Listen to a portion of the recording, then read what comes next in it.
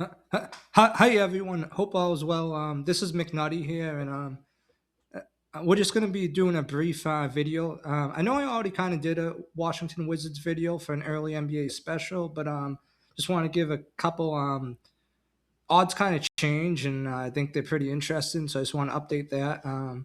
Lately, me personally, I've been kind of struggling with crazy amounts of just like obsessive rumination. I know I mentioned in my intro I struggle with OCD, obsessive compulsive disorder. Through past experiences and struggles, I actually do a great job of not doing compulsions, but like lately it's just the ruminations. It's been crazy, and just every time it happens, I'm just trying to, even if it's like 5,000 times a day, even just it's hard just trying to stay strong. Like it's almost like just feel it and let go, and not and you don't. And what I feel is you don't try to fight or feed it. And so I've just been doing that. It's been very difficult, and just trying my best. And the thing with OCD is sometimes what the OCD coach, what you feel the right thing to do is the complete opposite of what your anxiety brain wants you to do. So that's what's really tricky. It's just trying to kind of trust the process. So that's where we're at. And yeah, sorry to go off course. And now back to the Washington Wizards. So I know I did an early NBA special. For the Washington Wizards, I noticed this morning when I was having my tea, which is kind of like coffee. It has like same amount of caffeine as coffee, but I noticed on FanDuel Sportsbook, the Washington Wizards, they got up to plus 430 to make the playoffs in the Eastern Conference. Washington Wizards on FanDuel Sportsbook plus 430 to make the Eastern Conference. I think they were around plus 260 at some books, maybe plus 310 at some, plus 430. That's very interesting. And the over under wins, over 32 and a half wins, negative 115. I think that's very interesting. I think that's pretty low. I've actually placed some bets in the Washington Wizards at a higher win total, taking them over wins, and I already have some bets in the Wizards to make the playoffs at less than plus 400. Some even high plus 200s and low plus 300s. I'm actually not placing any bets on either of these for now. I have to hold off because I do have a lot of future sports bets, but not a lot on each bet, just a lot of different bets from like baseball season, football, college football, NBA, even next year's NHL. So I actually did not place these, but I have these bets just at low odds. And in the wins, I think I have like over 34 and a half, over 35 and a half wins for the Washington Wizards. But I think these are interesting. If I were to recommend between the two, I would recommend take the Washington Wizards to make the playoffs at plus 430. I think that's very generous.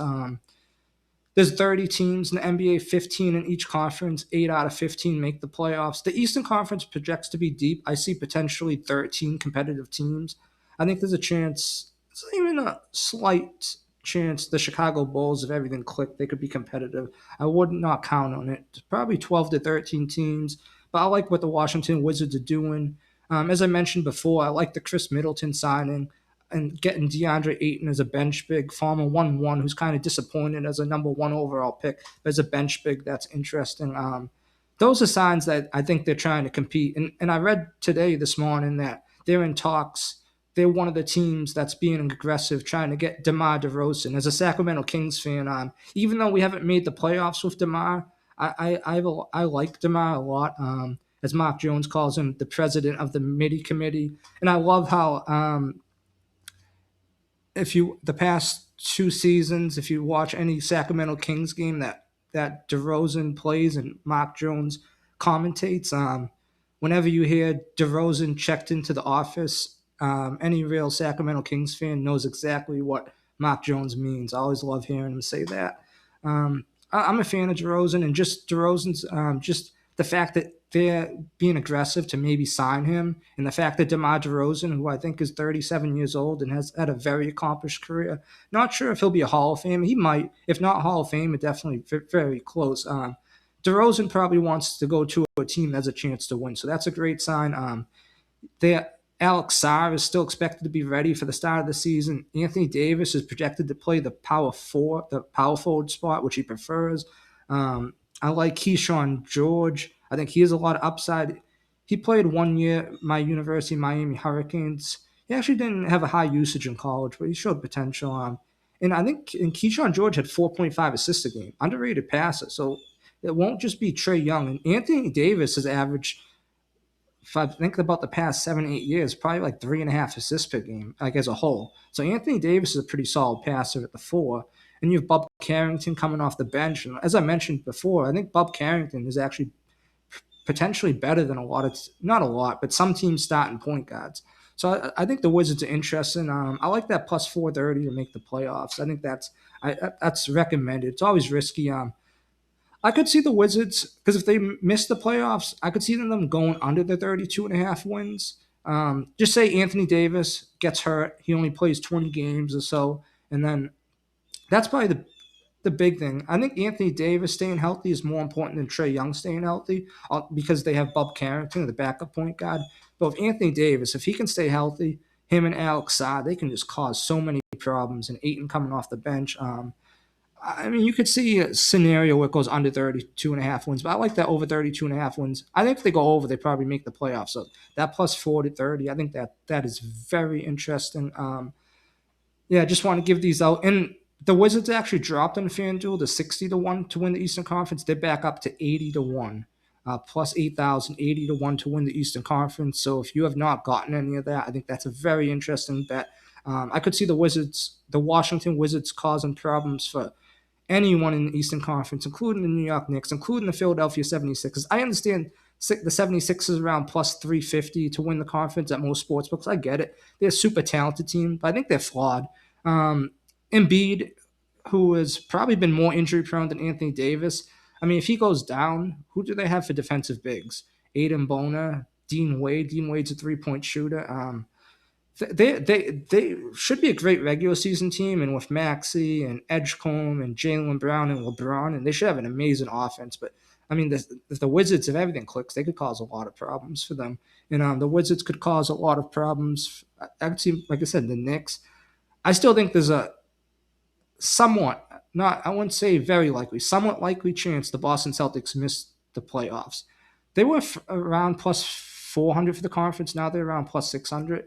That's still pretty short odds. I think that's a very poor bet. Mitchell Robinson, I mean, who knows if Tatum is completely, I mean, who knows if Tatum won't be injury prone? I'm not saying he'll be injury prone, but I mean, I feel like they're going to rely on Tatum for a lot of usage. Paul George is older. I'm not crazy about their depth. And then who else we have? The Cleveland Cavaliers. I think the Cavaliers are a good regular season team, but I mean, they're flawed. The baby Orlando Magic, when they first made the playoffs, I think 3 years ago, they took them to 7 games in the first round of the playoffs. The Toronto Raptors took them to 7 games last season.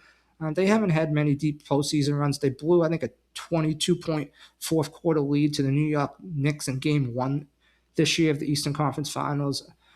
I see the Washington Wizards having a better chance to win the conference than the Cleveland Cavaliers. Who else do we got here? Like the Orlando Magic and the Charlotte Hornets. I think it's very unlikely they win the conference. The Atlanta Hawks, they could maybe be a little interesting, but I would still take the Wizards over them. And the Hawks are usually around 20 to 1, 25 to 1 for the conference at most sports books. Washington Wizards 80 to 1. Indiana Pacers, I think they're heavily reliant on who I think is the most underrated player. Probably the most underrated player in the association, Tyrese Halliburton. And I think they could always win the conference, but the Wizards, I think, have more depth. Pistons, yeah, I mean, the Pistons are probably better than the Wizards, but their odds are pretty. They're probably less than plus. They're probably around plus 600, plus 800 to win the conference. So it's interesting. But yes, just wanted to give these bets out. I think they're interesting. I think they could go away soon. As always, please gamble responsibly. Yeah, please gamble responsibly. It's very risky, and if you need gambling help, you can always please call 1-800-GAMBLER. Again, 1-800-GAMBLER. Thank you so much for your time, and until we meet again, McNutty. Bye.